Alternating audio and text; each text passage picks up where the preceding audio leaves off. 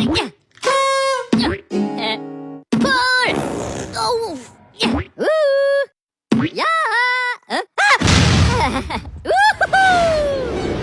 the fans. Pose with the pose with the pose with the fans. Pose with the pose with the fans. Assalamualaikum warahmatullahi wabarakatuh. Tak kenal maka tak sayang, maka perkenalkanlah kami dari kelas 11 4 yang bernama saya Alda Lesti Ananda. Saya Destina Farina. Saya Anissa Aulia. Di sini kami akan menjelaskan manfaat informatika di bidang pertanian serta dampak positif dan negatifnya. Penasaran gak sih apa saja itu? Simak video berikut. Cekidot. Jadi manfaat yang pertama adalah dapat membantu petani untuk memantau tanaman dengan lebih efektif. AI dapat memberikan informasi yang akurat mengenai tanaman seperti kadar air, nutrisi, waktu dan cara terbaik pemberian pupuk dan air, kemudian informasi mengenai serangan hama dan penyakit, serta juga cara mengatasinya. Manfaat AI di bidang pertanian yang kedua adalah membantu pengolahan lahan. AI dapat membantu petani untuk mengoptimalkan penggunaan lahan, meningkatkan hasil panen, dan AI juga dapat memprediksi kapan waktu yang tepat untuk menanam dan memanen tanaman. Kemudian manfaat AI yang ketiga adalah dapat memprediksi harga pasar. Dengan AI, petani dapat mengetahui harga pasar komoditas, sehingga dapat membantu petani dalam mengambil keputusan untuk membudidayakan komoditas pertanian tertentu dari segi harga dan jenisnya. Last but not least, yang keempat adalah mengolah hasil panen. Penggunaan sensor dan teknologi pemrosesan dengan dipadukannya AI dapat membantu petani untuk menjaga kualitas produk, meminimalkan limbah, dan meningkatkan efisiensi produk. Dan apa saja sih manfaat teknologi di bidang kesehatan itu? Simak video berikut. Jadi manfaat teknologi di bidang kesehatan yang pertama itu adalah mempermudah pasien.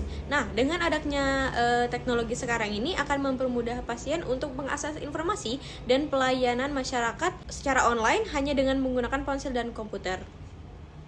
Pasien dapat melakukan pelayanan masyarakat secara online, mengakses informasi di internet, dan bahkan pasien juga dapat menebus resep obat secara online. Tentu saja teknologi ini dapat sangat amat membantu pasien untuk mempersingkat waktu dan tenaganya. Manfaat yang kedua adalah mempersingkat waktu tunggu pasien.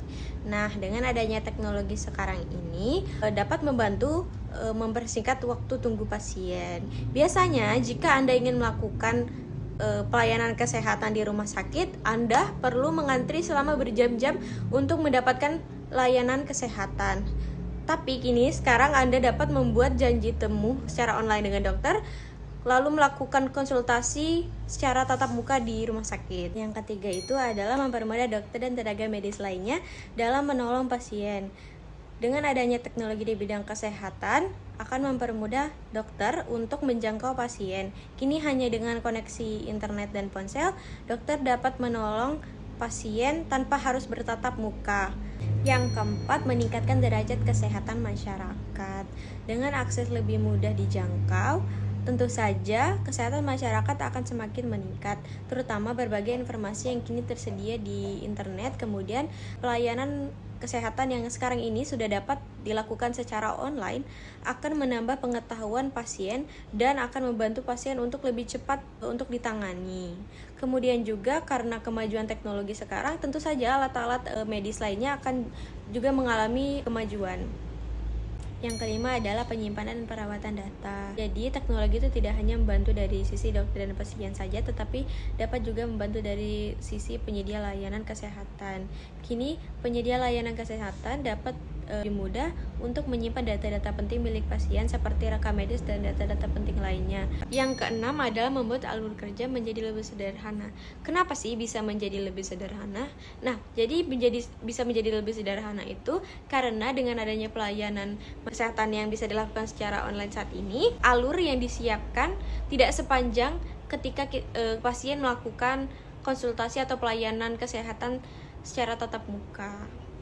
pasien dapat membuat janji secara online untuk menemui dokter dan kemudian melakukan konsultasi di waktu yang telah ditentukan. Sedangkan dahulu, pasien perlu mendaftar ke pelayanan kesehatan, kemudian mengambil nomor, dan kemudian mengantri. Yang antriannya itu perlu menunggu selama berjam-jam hanya untuk melakukan konsultasi.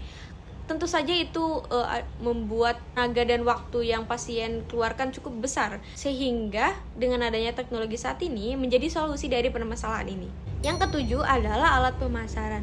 Pelayanan kesehatan dapat mengiklankan produknya atau membuat website mengenai informasi mengenai produk-produknya.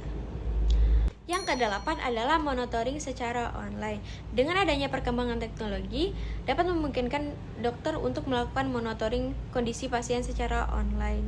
Pasien yang kondisinya hampir pulih dapat tetap dimonitoring kondisinya secara online oleh dokter tanpa perlu dilakukan secara tatap muka. Yang kesembilan adalah menjangkau pasien lebih luas. Dengan adanya teknologi, pasien dari berbagai macam daerah dapat mengetahui mengenai keberadaan dan informasi pelayanan kesehatan lebih mudah. Dan yang terakhir adalah mencegah penularan penyakit. Selain mempermudah pasien dan pelayanan masyarakat, dengan adanya teknologi dapat membantu pasien untuk mencegah penularan penyakit. Seperti yang kita lihat dari tahun-tahun kemarin dengan adanya COVID-19 atau pandemi Corona, penularan yang sangat cepat tentunya membuat kita khawatir untuk berpergian keluar rumah. Oleh karena itu, dengan adanya teknologi, maka pasien atau orang-orang dapat mengetahui mengenai penyakit-penyakit yang dapat menular, sehingga kita akan lebih mudah untuk mencegahnya.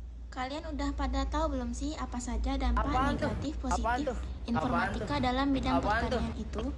Kalau belum tahu, tenang saja, di sini saya akan menjelaskannya. Dalam bidang pertanian memiliki 5 dampak positif, yaitu membuat tanah menjadi lebih subur, meningkatkan kualitas bibit, irigasi menjadi lebih mudah, hasil panen berkualitas, efisiensi pengerjaan lahan. Sedangkan di bidang kesehatan itu dampaknya dibagi menjadi 3, yaitu meningkatkan angka harapan hidup suatu negara. Yang kedua, meningkatkan kesejahteraan hidup masyarakat. Yang ketiga, menjadi industri tersendiri yang menyerap banyak lapangan kerja. Apa saja sih dampak negatif informatika di bidang pertanian? Yang pertama, akan berkurangnya jumlah tenaga petani. Yang kedua, hilangnya generasi petani.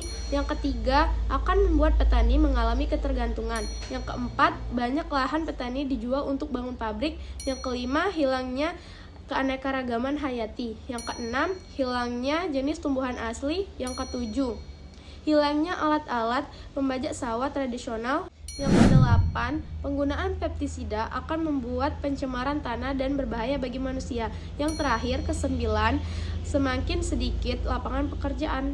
Adapun 3 dampak negatif TIK di bidang kesehatan. Yang pertama, penggunaan bahan kimia sebagai konsumsi yang membawa dampak pada tubuh.